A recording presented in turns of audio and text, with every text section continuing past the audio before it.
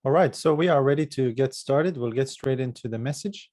I'll invite you to please join me and we'll have a word of prayer together. Mari kita berdoa sebelum kita mulai langsung ke pekabaran firman Tuhan. Father, we thank you for the Sabbath day. Bapa di surga, kami bersyukur berterima kasih untuk hari Sabat yang indah yang Kau berikan bagi kami. We ask your blessing on each and every one as we study your word together. Kami berdoa memohon berkat Tuhan bagi masing-masing kami, sementara kami akan mendengarkan firman Tuhan pada saat ini. Please bless the message and draw us closer to Jesus. Berkatilah pekabaran yang akan kami dengar, supaya itu membawa hidup kami lebih dekat kepada Yesus. And we ask this in his wonderful name. Kami alaskan ini hanya di dalam nama Yesus. Amen. The subject matter in our discussion today deals with the Bible. Jadi topik yang akan kita bahas pada hari Sabat ini berhubungan dengan kaitan dengan Alkitab. And looking at the Bible, we want to look at Jesus and the Bible. Jadi melihat pada tema kita pada hari ini adalah Yesus atau Alkitab. And the question is Jesus or the Bible? And I want to see how we can answer this question as we go along. Pertanyaannya adalah Yesus atau Alkitab. Inilah yang akan kita lihat apa jawabannya nanti. I want you to think of a scenario. I want you to picture something with me. Think of someone that you know really well. Saya ingin membawa perhatian kita kepada sesuatu atau mengingat akan seseorang yang kita kenal baik. Your best friend, maybe it's a family member, someone that you know really well, you're very close. Teman terbaik yang Anda miliki atau keluarga yang terbaik yang Anda miliki, yang Anda sangat kenal, luar biasa, sangat dekat. Look, maybe it's even someone that has died, and I'm sorry, but I just want you to think of someone that you know and they know you very, very well.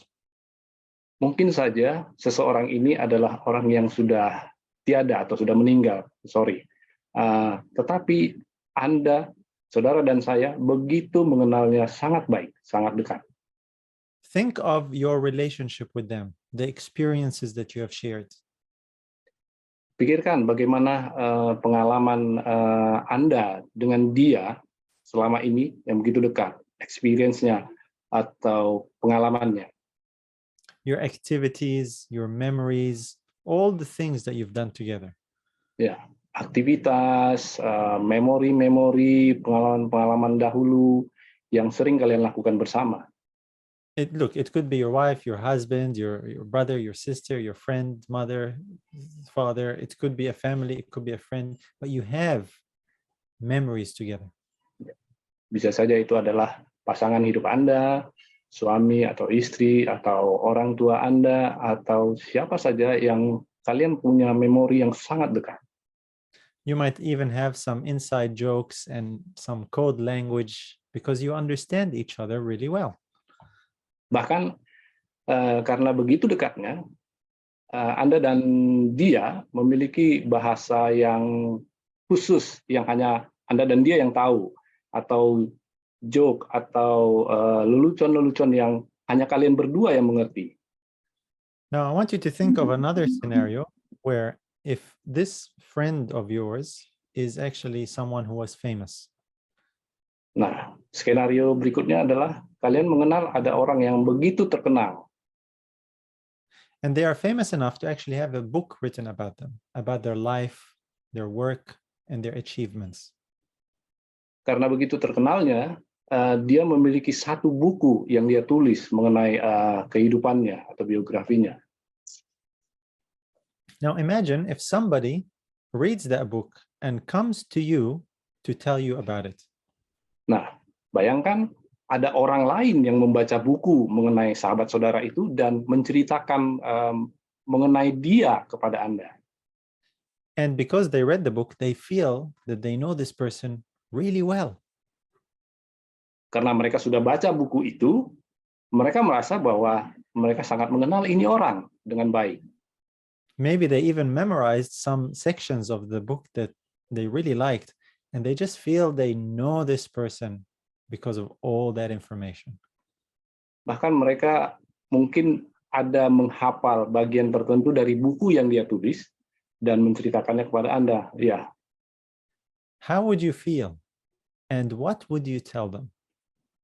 bagaimana perasaan Anda untuk mengatakan kepadanya yang dia hanya membaca buku mengenai sahabat Anda tersebut? Do you think they know this person as well as you just because they read a book about them? Nah, apakah Anda merasa bahwa dia sangat mengenal sahabat Anda karena dia telah baca buku mengenai dirinya, tetap melebihi daripada apa yang Anda ketahui tentang sahabat Anda itu sendiri? There is so much more to the person than can be contained in a book.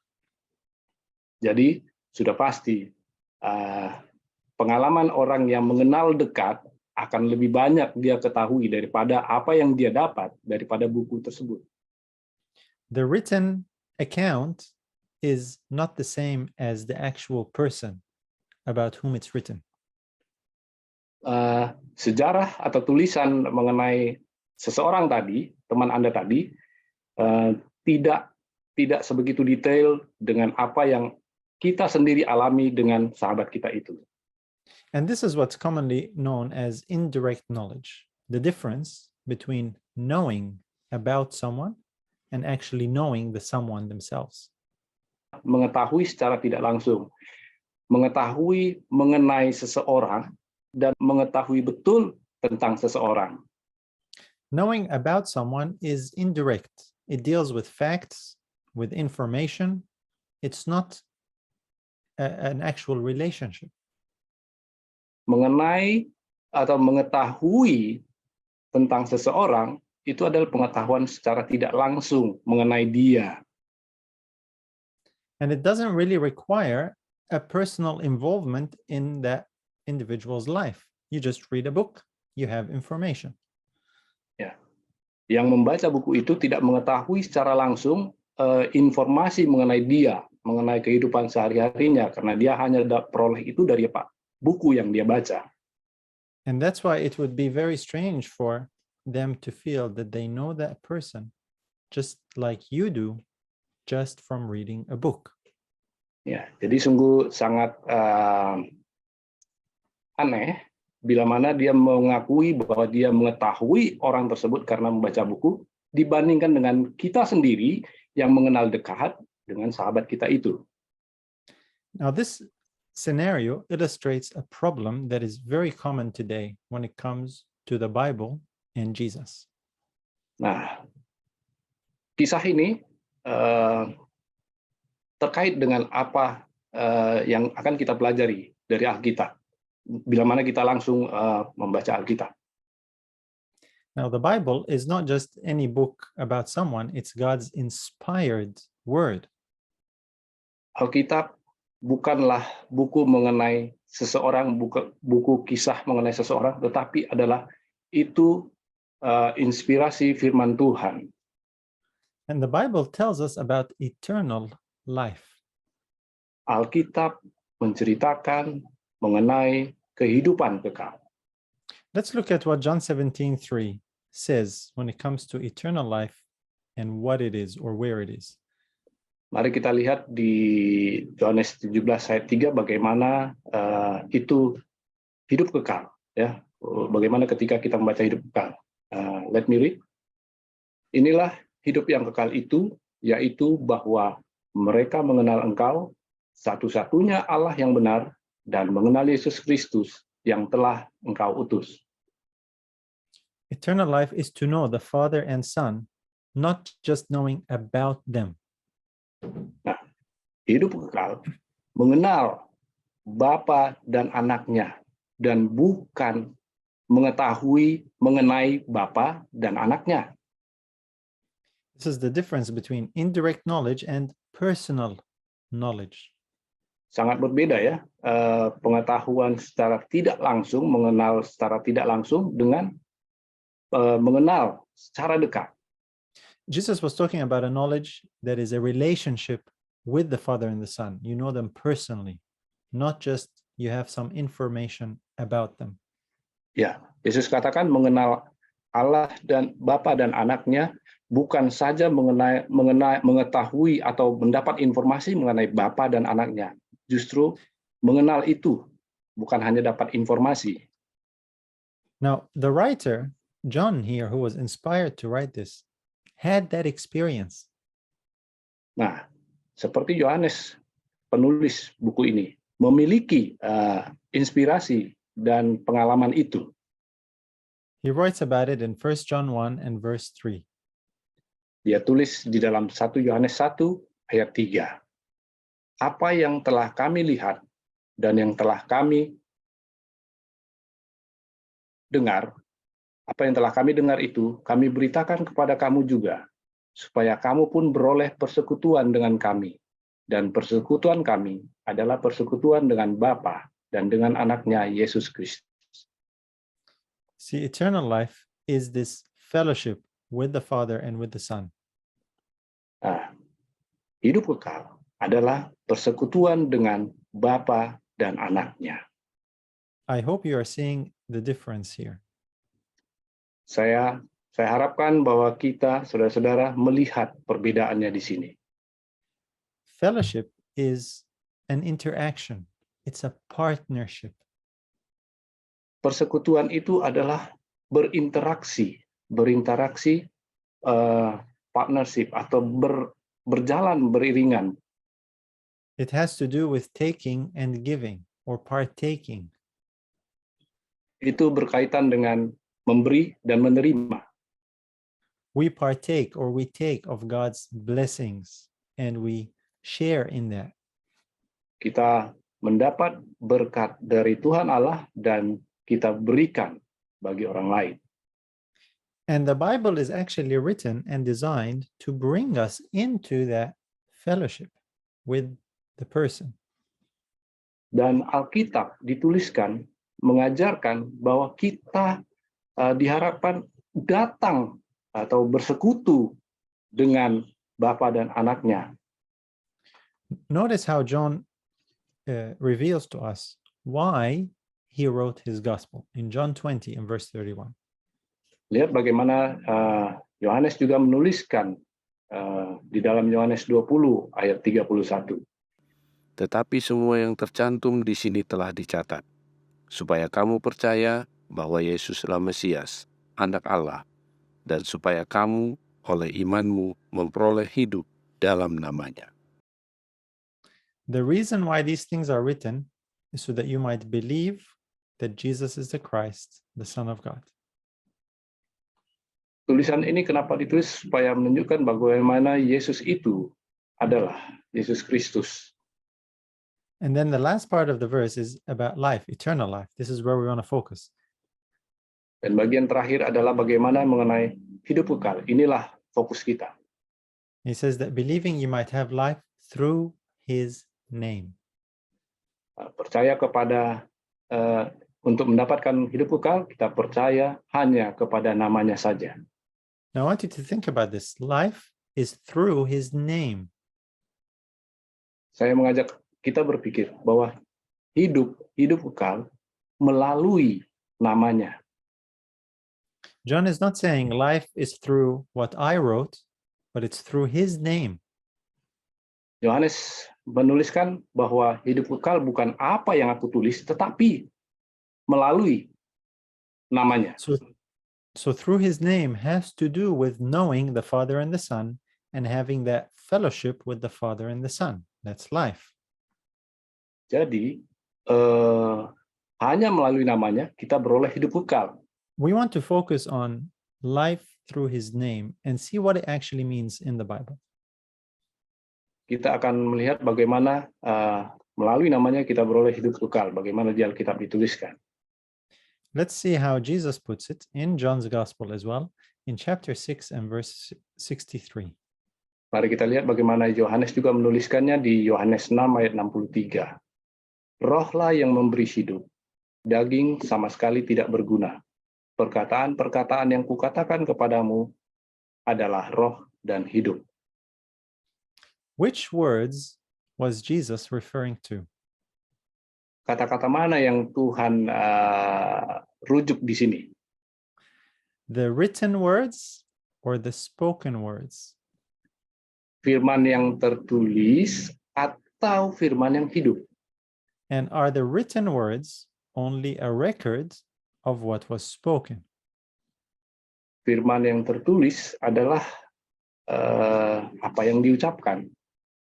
Now, keep in mind, Jesus here was speaking to people. Lihat di sini bahwa Yesus membicarakan ini kepada orang-orang. Jesus is saying the words that I am speaking to you. Yesus katakan, firman yang kuucapkan kepadamu, kata-kata yang kuucapkan kepadamu. Jesus was not here referring to his teaching or to his doctrine. Yesus merujuk ke sini bukan kepada ajarannya, bukan kepada doktrin-doktrinnya. Jesus was referring to his person, to the very divinity of his character. Yesus merujuk kepada dirinya sendiri, kepada keilahian dirinya sendiri. And we want to see this difference between the written, the spoken and written word, and actually the living word. Nah, di sini kita akan melihat bagaimana perkataan yang diucapkan dan firman yang diucapkan. Many times this verse is misunderstood and its meaning is missed. Seringkali ayat ini disalahpahami dan kehilangan makna sebenarnya. Jesus is saying, my words are spirit and life. Yesus katakan, perkataanku adalah roh dan hidup. And life is only through his name. Dan hidup itu hanya melalui namanya saja, nama Yesus. That's why we're saying he is referring to himself. It's his person, not his teachings. Nah, itulah dikatakan bahwa ini merujuk kepada hidupnya sendiri, bukan kepada pengajaran-pengajarannya. Now, there are two different ways to prove that, so we want to do some digging together now. Nah, ada dua hal yang bagaimana kita bisa dapat buktinya dari hal ini. This is like an investigation, and we want to examine the evidence. Ini seperti investigasi dan kita akan menguji bukti-buktinya. In the previous chapter, Jesus had made that very clear in John 5, verse 39 and 40. Ya, di bab sebelumnya Yesus sudah sangat clear menjelaskan, sudah sangat jelas menjelaskannya di Yohanes 5 ayat 39 dan 40. Kamu menyelidiki kitab-kitab suci sebab kamu menyangka bahwa olehnya kamu mempunyai hidup yang kekal. Tetapi walaupun kitab-kitab suci itu memberi kesaksian tentang aku, namun kamu tidak mau datang kepadaku untuk memperoleh hidup itu. Jesus was commenting on the behavior of the Pharisees who searched the scriptures thinking that they have eternal life. Yesus mengomentari orang-orang Farisi yang bagaimana mereka menyelidiki kitab suci dan mengetahui mengenai kehidupan Yesus. Now, what are the scriptures? They are the inspired, written word of God. Apa itu Alkitab? Ya, itu adalah inspirasi firman Tuhan. Now, this is the question we want to ask according to Jesus. Is eternal life in the scriptures? Nah, inilah pertanyaan yang kita harus jawab. Apakah hidup kekal itu ada? Apakah hidup kekal itu adalah yang di Alkitab? The answer, according to Jesus in this verse, is no. Jawaban daripada apa yang Yesus katakan menurut ayat ini adalah tidak. They had to go to Jesus to have life. Mereka harus pergi ke Yesus untuk mendapatkan atau memperoleh hidup itu. Life is through his name. The scriptures tell you about that truth. Hidup kekal hanya melalui namanya, dan Alkitab sudah menjelaskan mengenai itu. So therefore, when Jesus says, the words I speak unto you, they are spirit and they are life, he's not talking about the scriptures. Jadi Yesus katakan, apa yang kuucapkan perkataanku adalah roh dan kehidupan, dan itu didapat datang kepadaku. He was speaking about himself. Dia menceritakan mengenai dirinya sendiri, bukan apa yang tertulis. Now, I hope you're seeing here a contrast or a difference between two things. Saya harap kita bisa melihat perbedaan di sini. Ada dua hal. Between number one, the written word or the scriptures, and number two, the living word or Jesus. Yang pertama mengenai firman yang tertulis, ya. Yang kedua mengenai firman yang hidup atau Yesus. And it's important to understand the difference between the two, if there is a difference, and make sure we get it right. Jadi seharusnya kita juga bisa memahami perbedaan di antara keduanya, sehingga kita bisa mengambil satu kesimpulan yang tepat. There is danger when we confuse God's written word, the Bible, with God's living word, his son Jesus. Jadi ada bahaya yang sangat fatal bila mana kita memahami apa yang firman Tuhan dan apa yang firman hidup itu atau Yesus. This can lead to some bizarre and even dangerous results. Hasilnya akan membawa kepada kesimpulan yang berbahaya bagi hidup kita. And according to Jesus here, it is very clear where eternal life is. Dan sangat jelas Yesus katakan bagaimana supaya kita mendapatkan hidup yang kekal itu. That's why John says you might have life through his name. Itulah Yohanes katakan, kita boleh mendapatkan hidup kekal itu melalui namanya. Now this sounds obvious, but we're stating something here that some people say, well, of course, the Bible is not Jesus. Ya, sangat jelas sebenarnya ya, bahwa memang Alkitab katakan bahwa Alkitab bukan Yesus. The Spirit is life. His words are spirit and life. That's him, not the Bible. Apa yang dia ucapkan adalah roh dan hidup, bukan dirinya. Okay. Now, what we're saying here is not to try and put down the Bible. We're trying to magnify the author of the Bible. Ya, di sini saya bukan mengecilkan Alkitab, tetapi bagaimana Alkitab menjelaskan hal itu. You see, many times we treat the Bible as if it is Jesus. Seringkali kita menganggap atau memperlakukan Alkitab itu adalah Yesus. We treat the Bible like the Pharisees did. We think it has eternal life in it. Ya, kita sering seperti orang Farisi membaca Alkitab, sering bahwa dengan membaca Alkitab disitulah hidup kekal. And in so doing, we diminish Jesus, the living, real person. Dengan perlakuan itu, kita mengecilkan peran Tuhan Yesus, kehidupan Yesus sebenarnya. Some people worship the Bible and idolize it. Bahkan beberapa orang mengidolakan Alkitab dan menyembah Alkitab. And by worship the Bible, I mean they put it in the place of Christ himself.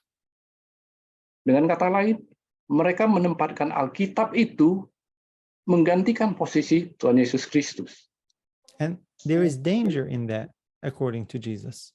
Nah, ini sangat berbahaya menurut Yesus. Now let's see if this is confirmed elsewhere. And in 2 Corinthians, we see that very clearly. 2 Corinthians 3:17.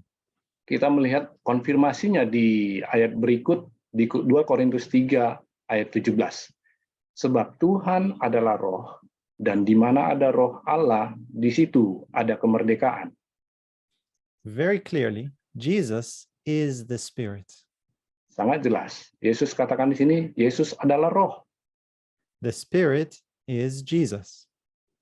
Dan roh adalah Yesus. Therefore, the Spirit is not the Bible.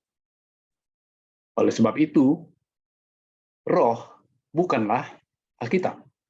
And the Bible is not Jesus. Dan Alkitab bukanlah Yesus. Because here it tells us the Spirit is the Lord And that spirit, according to Jesus, is life. Sebab di sini katakan roh adalah hidup dan roh adalah Tuhan Yesus dan roh itu adalah hidup. According to this verse, the spirit is a person. It is the living person of Jesus Christ himself. Menurut ayat ini, roh itu adalah hidup dan refer atau merujuk kepada Yesus sendiri. Now, why did Jesus say his words are spirit and life? Kenapa Yesus katakan perkataannya adalah roh dan hidup? Why did Jesus say you have to come to me to find life? Kenapa Yesus katakan kamu harus datang kepadaku yang adalah kehidupan? Why did John say life is through his name? Kenapa Yohanes katakan hidup hanya melalui namanya? Nama Yesus. It's because life is only in Christ. Karena hidup hanya melalui namanya. Eternal life is not in anyone else.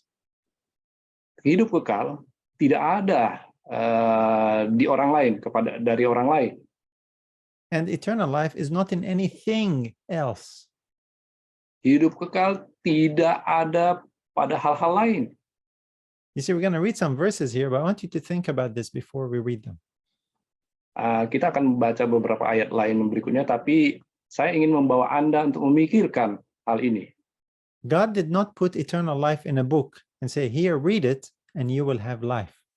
Ya, Tuhan katakan Tuhan tidak menjanjikan hidup kekal di dalam satu buku, karena Tuhan tidak bilang bacalah buku ini maka kamu memperoleh hidup kekal. God put life in his son, and he inspired a book to tell us about where it is. Nah, Tuhan menuliskan bahwa hidup kekal ada di dalam anaknya, dan buku yang diinspirasikan atau Alkitab menjelaskan mengenai ini. I am making this very simple but important distinction for a reason. Saya bikin ini secara sederhana, tetapi sangat penting untuk kita lihat perbedaannya. Because clearly there is a danger in missing that and focusing so much on the scriptures for life. Karena kalau kita kehilangan pemahaman ini, itu sangat berbahaya bagi kehidupan kerohanian kita dan kehilangan hidup kekal. And that's exactly the danger that Jesus was pointing out to the Pharisees. Dan inilah bahaya yang Tuhan Yesus tunjukkan kepada orang Farisi. Let's look at some of these verses that tell us that life is only in Jesus Christ. John 5:26. Mari kita lihat bagaimana Tuhan Yesus juga melalui Yohanes menuliskan bagaimana mengenai hal itu. Yohanes 5:26. Sebab sama seperti Bapa mempunyai hidup dalam dirinya sendiri, demikian juga diberikannya anak mempunyai hidup dalam dirinya sendiri. The Father is the source of all life. He has given to the Son to have life in himself. Jadi Bapa memiliki hidup yang original yang dia berikan kepada anaknya. That is why what we're saying is based on this fact. Itulah mengapa kita katakan alasannya berdasarkan dari ayat ini. Only the Son has life like the Father. Hanya anaknya seperti yang memiliki hidup seperti Bapanya. Here is John 17:2. Ini ayat selanjutnya Yohanes 17 ayat 2.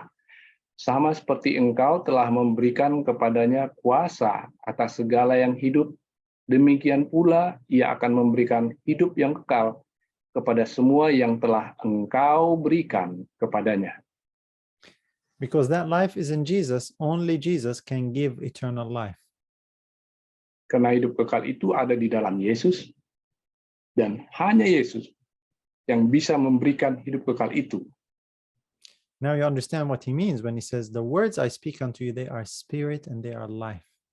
Itulah makanya kita memahami bahwa apa yang Yesus katakan, apa yang kuucapkan adalah roh dan hidup. He wasn't meaning that if you take these words and you remember them and you write them down in a book, that's how you get life.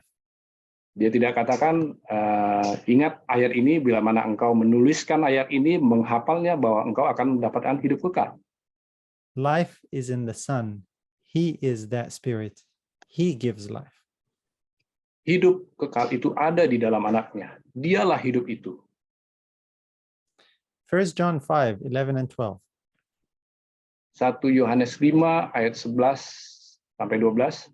Dan inilah kesaksian itu, Allah telah mengaruniakan hidup yang kekal kepada kita, dan hidup itu ada di dalam anaknya.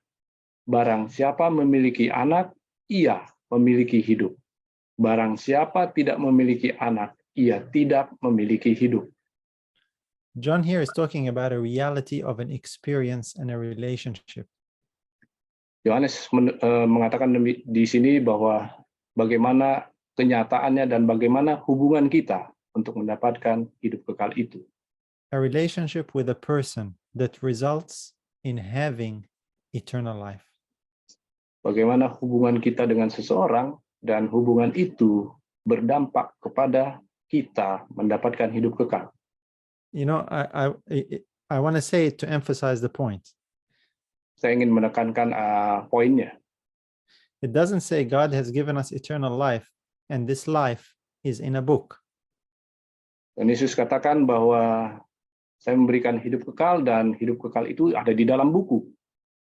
No, eternal life is in a person. It's in his Son. Ya, hidup kekal itu hanya ada di dalam anaknya, di dalam namanya. If you have the Son, you have life. If you don't have the Son, you don't have life. Jika kita memiliki anak, maka kita memiliki hidup. Jika kita tidak memiliki anak, kita tidak akan memiliki hidup kekal. Is it possible to have the Bible and know the Bible and not have life? Apakah mungkin kita mengetahui Alkitab, memiliki Alkitab, dan kita memiliki hidup kekal? Yes, of course. That's what the Pharisees were like. Ya, itulah seperti orang-orang Farisi yang lakukan zaman dahulu. I hope you're seeing the distinction and the danger of missing this important distinction. Saya berharap kita bisa melihat perbedaannya dan melihat bahayanya dari perbedaan tersebut. The second proof or evidence in our investigation is something that Paul also said. Investigasi kedua, penyelidikan kedua yang akan kita baca, bagaimana Rasul Paulus membuktikannya. And this is in 2 Corinthians 3:6. Tertulis di dalam 2 Korintus 3 ayat 6, ialah membuat kami juga sanggup menjadi pelayan-pelayan dari suatu perjanjian baru yang tidak terdiri dari hukum yang tertulis, tetapi dari roh. Sebab hukum yang tertulis mematikan, tetapi roh menghidupkan. According to Paul here, very clearly, the letter is not the spirit. Menurut Rasul Paulus di sini sudah sangat jelas bagaimana yang tertulis bukanlah hidup. Even though it's a letter written and inspired by God. Bahkan tulisan tersebut diinspirasikan dari Tuhan Allah. The letter is not the spirit. Surat atau tulisan itu bukanlah roh. The letter kills, the spirit gives life. Surat itu mematikan, tetapi roh atau hidup yang menghidupkan. I hope you can see the difference between the written word and the living word. Saya harap kita bisa melihat jelas firman yang tertulis dengan firman yang hidup. The living word is spirit and life. That is Christ. Firman yang hidup adalah Yesus yang menghidupkan. Adalah roh yang menghidupkan. Sometimes we treat the letter as if it has life. Kadang-kadang kita melakukan ayat atau yang tertulis seperti yang menghidupkan. I have been guilty of this myself. Saya pun merasakan kekeliruan ini And what Paul was doing here, he's showing the superiority of the new covenant, which is Christ, over the old covenant, the letter. Jadi di sini Rasul Paulus menunjukkan bagaimana New Covenant atau perjanjian yang baru, bagaimana mengenai Yesus, bukan firman yang tertulis. He's showing clearly that there is no way that you can get life from the letter, from the book. You have to have the person. Sangat jelas dia merefer bagaimana kita tidak dapat memiliki hidup hanya melalui apa yang tertulis atau apa yang di dalam buku, tetapi merujuk kepada orangnya sendiri, Yesus. In another place in Galatians, he says, if there was a law given that could have given life, then righteousness should have been by the law. Dalam buku lain di Galatia juga Tuhan Yesus sudah menunjukkan bagaimana mendapatkan hidup itu. So we're seeing very clearly this is Christ himself. He is the spirit that gives life. Jadi kita sangat jelas melihat bagaimana Yesus sendiri adalah hidup itu. And when you believe on his name, you have life. Here Dan it bila is. mana kita percaya akan namanya, maka kita memperoleh hidup itu. John 1:12. Yohanes 1 ayat 12 berkata, tetapi semua orang yang menerimanya diberinya kuasa supaya menjadi anak-anak Allah, yaitu mereka yang percaya dalam namanya. Is John talking about receiving the words of the Bible? Apakah Yohanes mengatakan bahwa orang-orang menerima tulisan yang dari Alkitab? Or is John talking about receiving the author of those words? Atau Yohanes menyatakan bahwa merujuk kepada He says, as many as received him, the person of Christ. ya bagaimana sebagaimana banyak pun kita untuk menerima Yesus namanya. And that's what believing on his name means. It's to receive him. It's to receive life. Itulah artinya bagaimana menerima namanya untuk menerima hidup itu. And the Bible was written and preserved so that it can tell us about this beautiful experience and relationship. Dan itulah mengapa Alkitab itu ditulis untuk menunjukkan bagaimana menerima dan memahami penulis langsung dari buku itu. We're talking about the book and the author of the book. Kita bicarakan mengenai buku dan penulis buku itu. Now, let me share with you some of the dangers of misunderstanding what we just covered. Saya akan tunjukkan bagaimana bahayanya, bagaimana apa yang kita diskusikan. You see, I used to think that it was the words of the Bible that really contained the life and spirit. Saya sering memikirkan bahwa kita mendapatkan hidup bila mana kita membaca firman Tuhan. So if I fill my mind with God's word, I'm filling my mind with God's thoughts and God's spirit. Jadi saya berpikir bahwa saya menghafal firman Tuhan, mengisi dengan firman Tuhan ke dalam pemikiran saya bahwa itulah hidup kekal. And if I have more of the words, I have more of the spirit. Kalau saya semakin banyak saya hafal firman Tuhan, maka akan semakin banyak hidup yang saya miliki.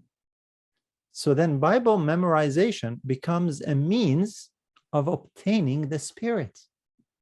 Jadi dengan menghafal firman Tuhan, maka saya akan mendapatkan makin banyak hidup. And if somebody learns and memorizes more, they have more of the spirit. If somebody not as much, well, they have less of the spirit. Ya, jadi kalau orang yang banyak menghafal firman Tuhan, maka dia akan banyak dapat roh. Sedangkan yang sedikit akan sedikit mendapat roh atau sedikit mendapat hidup. Have you ever thought that way, or do you even think this way now? Pernahkah Anda dan saya berpikir mengenai itu? Bahkan sampai sekarang ini. I used to think this way because that's what I was told. That is what was preached. Ya, saya sering dalam posisi ini. Kenapa? Karena saya sering diajarkan demikian. Itu yang dikhotbahkan. And this is totally contrary to what Jesus taught. Dan ini sangat-sangat berbeda, bertolak belakang dengan apa yang Yesus ajarkan. The scriptures don't have life. They tell you where life is. Alkitab tidak memberikan hidup, tetapi Alkitab menunjuk bagaimana kita mendapatkan hidup itu. They testify. They don't give. Alkitab memberi kesaksian, bukan memberikan kehidupan. They point, but they don't supply. Mereka merujuk, tetapi tidak memberikan hidup itu. That was what the religion of the Pharisees was all about. Who knows the scriptures more and better, and therefore has more of the Spirit. Ya, itulah seperti orang Farisi, ya. Bagaimana mereka begitu memahami, menguasai Alkitab dan firman Tuhan, sehingga mereka merasa bahwa mereka memiliki lebih banyak hidup. And this problem of Phariseeism still exists today. Dan sifat atau sikap orang Farisi ini masih ada hingga saat ini. We're talking about the living word and the written word. Inilah yang kita bicarakan mengenai firman hidup dan firman yang tertulis. Look at how Peter talks about the new birth, how we obtain life. Nah, bagaimana Petrus menuliskan bagaimana untuk kita memiliki hidup. Dalam 1 Petrus 1 ayat 23, karena kamu telah dilahirkan kembali bukan dari benih yang fana, tetapi dari benih yang tidak fana, oleh firman Allah yang hidup dan yang kekal. Some people read this verse and think, see, as you read the Bible, you're born again. Beberapa orang membaca ayat ini, lihat bagaimana kau akan lahir kembali. Which word is Peter talking about here? The written word or the living word? Makna apa yang Petrus katakan di sini? Firman yang hidup atau firman yang tertulis? He tells us right there. He says, we're born again by the word of God, which lives and abides forever. Ya, di situ disebutkan bagaimana kita oleh firman Allah yang hidup, kita beroleh hidup yang kekal. Which word contains life for us? The written word or what Jesus says, spirit and life? Nah, yang mana yang dapat yang mana yang membawa kita kepada hidup yang kekal? Yang firman yang tertulis atau apa yang Yesus katakan yang adalah roh dan hidup? Christ is that living word. Christ is that incorruptible seed in this verse. Yesus adalah firman yang hidup, adalah firman yang tidak korup. We're talking about Christ in you, the New Testament theme. Kita bicara mengenai bagaimana Kristus di dalam kamu, perjanjian yang baru. Does Christ, by his Spirit, really live in the believer, or is it just the words of the Bible? Apakah Yesus yang benar-benar hidup di dalam diri orang-orang percaya atau firman Allah saja? Some people have redefined the Spirit to mean the words of the Bible. Beberapa orang mendefinisikan firman yang hidup, yang berarti membaca firman Tuhan. We saw clearly Christ is not interchangeable with the words of the Bible. Kita sangat jelas sudah terangkan dari tadi bagaimana Kristus tidak dapat digantikan dengan firman yang tertulis. You see, some people think Christ is interchangeable with the law, for example. Beberapa orang menganggap bahwa Kristus bisa digantikan oleh firman Tuhan atau Alkitab. And they feel like if they have the law and memorize the law, they have Christ within. Jadi dengan mereka menghafal firman Tuhan dan hukum Tuhan, mereka memiliki Tuhan dalam hidup mereka. But the Pharisees had all of that, and they did not have Christ within. Sama seperti orang Farisi, mereka memiliki itu semua, tetapi tidak memiliki Yesus dalam hidupnya. There is a miracle that happens when you're born again. It's not just about acquiring new information. ada kehidupan yang baru bila mana kita memiliki Yesus dalam kehidupan kita, bukan hanya informasi. That's why it's called the new birth. Itulah yang disebut hidup yang It's baru.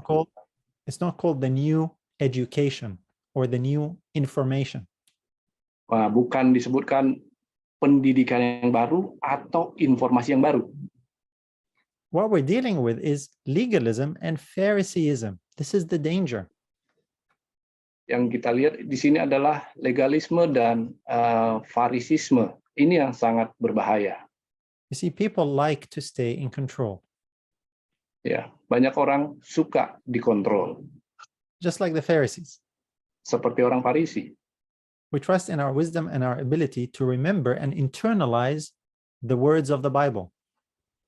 Kita sangat meyakini dengan apa yang pemikiran kita, kebijaksanaan kita, daripada apa And yang this kind of gospel is a gospel of legalism and control. It's not about trust. ya. Injil yang begini adalah Injil yang legalis, yang mengkontrol, bukan apa yang kita percaya. And just like the Pharisees who idolized the scriptures and put it in the place of God, Sama seperti orang Farisi mengidolakan Alkitab dibandingkan menempatkan Yesus dalam hidup mereka.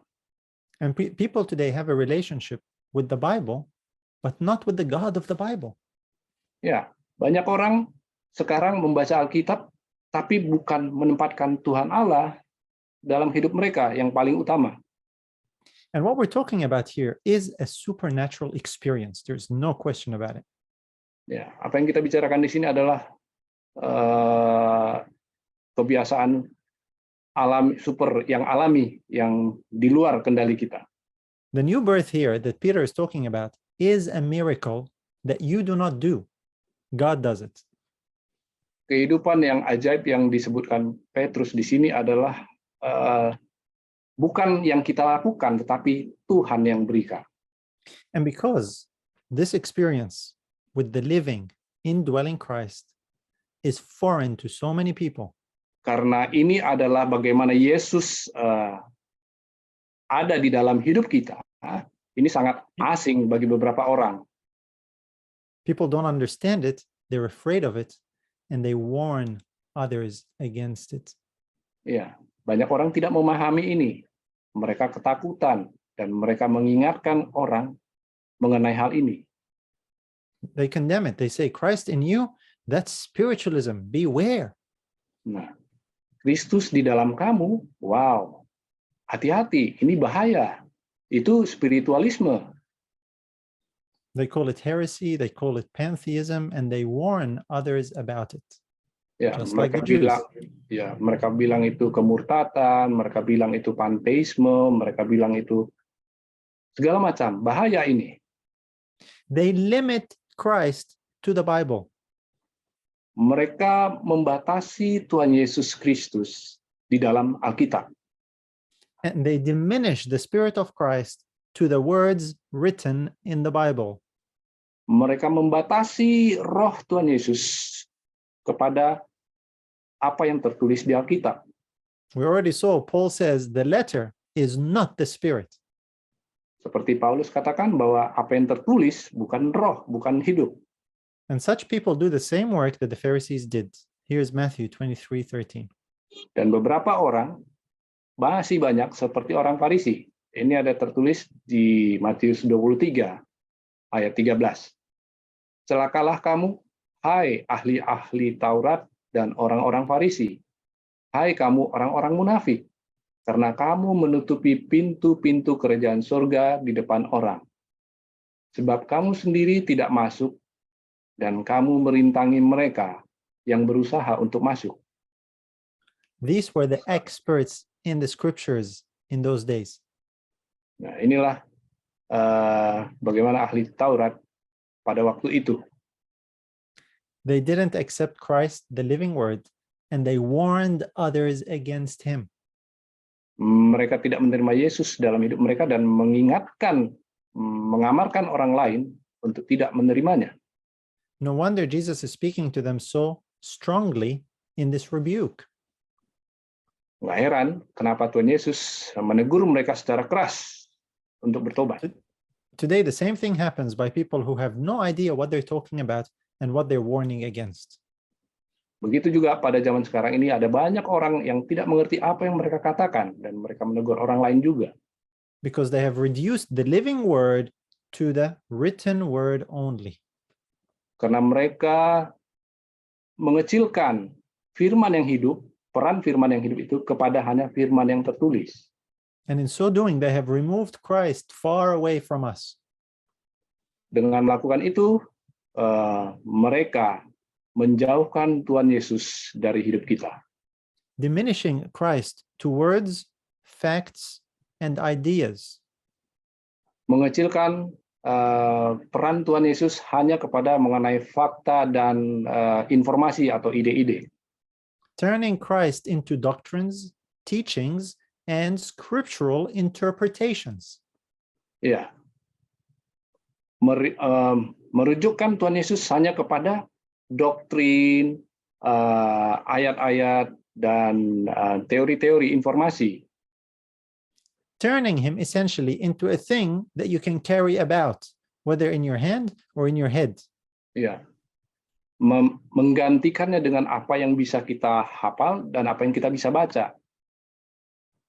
Christ in you, brothers and sisters, is a supernatural experience. It's a miracle that God performs.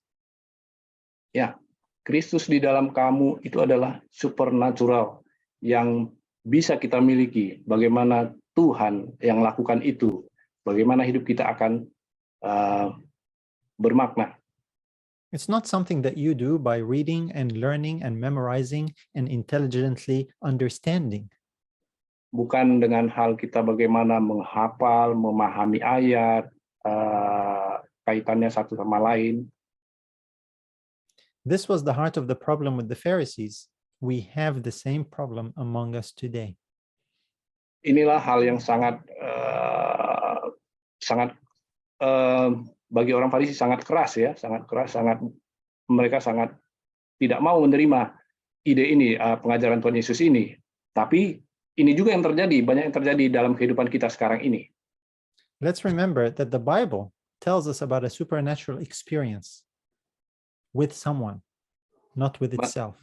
Oke, mari ingat bahwa Alkitab mengajarkan bagaimana kita memiliki kehidupan supernatural dengan seseorang, bukan apa yang tertulis.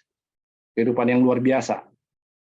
Now, it's important to note, I'm not saying Jesus replaces the Bible. Saya tidak mengatakan bahwa Yesus menggantikan Alkitab. I'm not saying we don't need the Bible or put the Bible aside. Saya juga tidak mengatakan kita tidak perlu Alkitab dan singkirkan Alkitab. The indwelling of Christ is in harmony with the Bible and according to the Word. Ya, dengan adanya Yesus dalam kehidupan kita adalah harmoni, ada sangat cocok dengan apa yang dituliskan di Alkitab. So when I'm saying, as Jesus pointed out, that Jesus is not the Bible, ketika saya katakan bahwa Yesus bukanlah Alkitab, I'm not trying to get you to choose one over the other. saya bukan memberikan pilihan bagi saudara dan saya pilih satu atau yang lain. It's important to understand that the Bible leads us to Jesus. Untuk sangat dipahami bahwa Alkitab mengarahkan kita kepada Yesus, menuntun kita kepada Yesus. And like we read in Corinthians, where the Spirit of the Lord is, there is liberty. Seperti 2 Korintus katakan, di mana ada roh Allah, di situ ada kemerdekaan. Saya baca 2 Korintus 3 ayat 17. Not liberty to disobey. Bukan kemerdekaan untuk tidak mematuhi. Not liberty to ignore the written word. Bukan kemerdekaan untuk mengabaikan. Not liberty to justify sin. Bukan kemerdekaan untuk menelaah dosa. But it's liberty from death and the enslavement of sin. Tetapi kemerdekaan daripada kematian dan bebas dari dosa. It's the liberty of knowing the Son of God and having eternal life. Kemerdekaan untuk mengetahui, mengenal anak Allah dan memperoleh hidup kekal. So to our question, is it Jesus or the Bible? Jadi pertanyaan kita lagi, apakah It is- Yesus atau Alkitab? It is the Jesus of the Bible. Itu adalah Yesus yang di Alkitab. It's important to understand both and the distinction between them. Sangat penting untuk mengetahui keduanya dan perbedaannya bagi kehidupan kita. Let us follow the written word and commune and fellowship with the living word. Mari kita ikuti apa yang tertulis di Alkitab dan bersatu dengan firman yang hidup. Let's conclude with a word of prayer. Mari kita berdoa. Father, we thank you for the living truth of your word. Bapa di surga, kami berterima kasih atas firman yang hidup, kebenaran yang baru kami dengar. I pray you will help each and every one of us to enter deeper into that experience with Christ. Saya berdoa supaya masing-masing kami yang mendengarkan saat ini boleh memiliki hubungan pribadi dengan Tuhan Yesus. We thank you that this is the experience you desire for each and every one of us. Kami berterima kasih bahwa ini adalah keinginan dari masing-masing kami untuk boleh kami miliki. Please deepen our understanding and our experience and save us from danger. Tolong kami untuk memahami lebih dalam lagi mengenai apa yang kami pelajari, bagaimana memiliki hubungan dengan Tuhan Yesus, dan hidup kami semakin dekat kepadamu. We pray all this in Jesus' name. Kami berdoa hanya di dalam nama Yesus. Amen. Amin.